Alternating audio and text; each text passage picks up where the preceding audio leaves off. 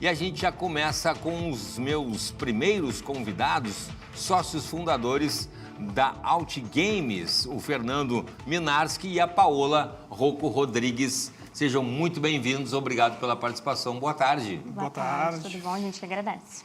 Bom, eu estava lendo aqui agora, o Outgames já dá uma pista do que é, né? Para o pessoal que está nos acompanhando ali. São jogos desenvolvidos para estimular, né, as habilidades sociais e emocionais em crianças com TEA, né, com um transtorno do espectro autista. Como é que surgiu, vamos começar, como é que surgiu a ideia de fazer, né, jogos desse sentido? Boa tarde, é uma honra estar aqui. A gente estava em janeiro, eu e um amigo meu de infância, né? Desse ano agora? Desse ano. A gente estava falando ali, batendo um papo na praia e tal. Hoje ele é psiquiatra, eu acabei indo para engenharia, mas ele disse que estava... E o meu filho é autista, né? Eu acho que é importante dizer isso também. Eu sou um pai atípico. Tu é um pai atípico, é a verdade. E ele falou que ele estava redigindo um artigo acadêmico, né, de jogos digitais terapêuticos para crianças autistas, né? Jogos que no smartphone tu brinca que vai se desenvolvendo, né, em várias habilidades, né? E eu fiquei interessado, né? Pô, vou usar para o meu filho, né? E, enfim, quantos anos ele tem? Hoje ele tem 6 anos. Como é que é o nome dele? É Rafael. O Rafael. Rafa. O Rafa. E daí eu li o artigo que o Daniel, esse meu sócio, estava escrevendo e eu vi que todos os jogos do artigo eram em outras línguas que não a portuguesa. Opa! Então eu... Falando com ele, Daniel, o que tu acha aí de a gente criar o nosso jogo aqui em língua portuguesa, né, para nossa realidade, a realidade brasileira? E eu pensei assim, ele, né, eu não sei como é que ele ia reagir, ele de pronto, não, vamos fazer, e de lá para cá, desde janeiro a gente se estruturou e se reúne todo fim de semana e alguns dias da semana, porque cada um tem as suas atividades, né? E a gente foi compondo uma equipe, né? Hoje a gente está em 6 sócios e todos os 6 sócios ou têm vínculo profissional ou têm vínculo pessoal com a causa autista. Né? Olha que interessante. Então, a ideia da Outgames é uma plataforma de jogos digitais terapêuticos, né? E a gente já lançou o nosso primeiro jogo. Nosso primeiro jogo chama-se Mapa das Emoções, né? Ele é totalmente gratuito. Qualquer um pode baixar. Qual é o endereço? Outgames, bota lá? Você pode botar no App Store ou no Google Play Outgames, né? Outgames, somente isso. Simples se assim. acha.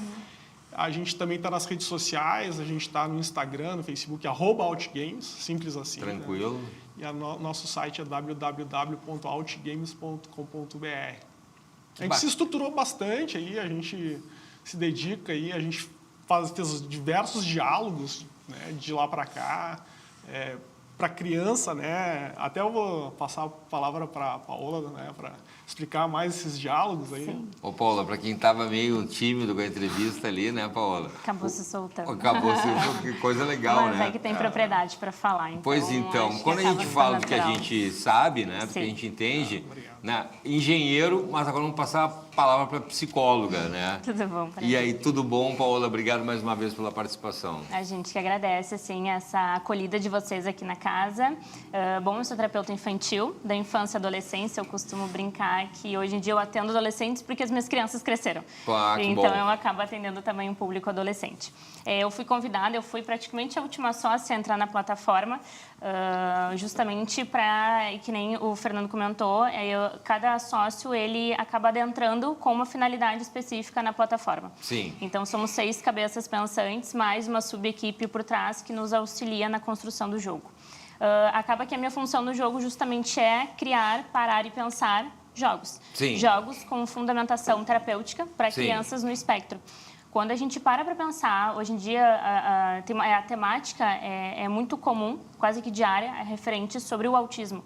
E quando a gente pensa em crianças em neurodesenvolvimento, quais são as dificuldades, quais são os obstáculos de fato de uma criança TEA, a gente entende que é um leque de oportunidades as quais a gente precisa trabalhar em consultório.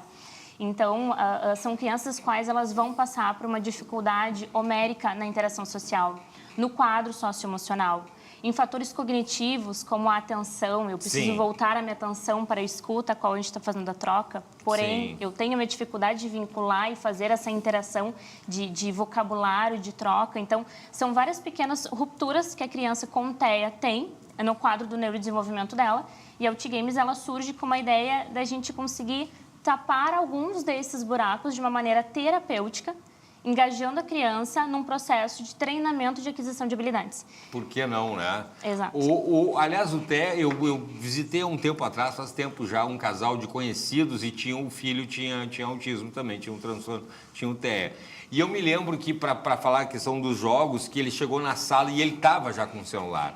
E aí a mãe dele, o pai dele lá, estava com um amigo meu, né, na praia, e dizendo assim que ele não falou, não interagiu com a gente, mas que no jogo ele, assim, detonava acima da capacidade até dele, ele ia consumindo jogos com pessoas, com crianças de mais idade, né?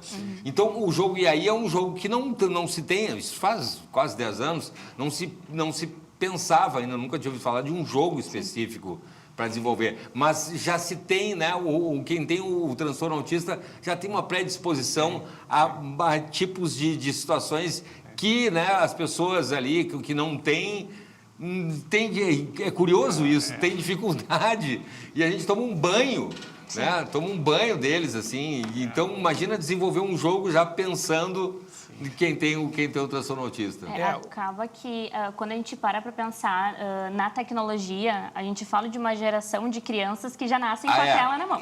Boa, é verdade. Quando a gente entende o objetivo de uma plataforma digital, de um jogo, de um objetivo, a gente entende que a criança joga aquele jogo no intuito de gostar dele. Sim. Então, a gente, agora voltando, entrando no público TEA, eles hiperfocam muitas vezes na tela, porque tem a questão da gratificação, Sim. tem a questão do uso da própria tela. Sim, sim. Acaba que eles jogam jogos os quais eles apreciam. Sim. E tem uma questão muito importante, foi daí também, eu acho que surgiu a ideia da gente criar a OutGames, foi porque a nossa plataforma ela é o que a gente chama de randomizada.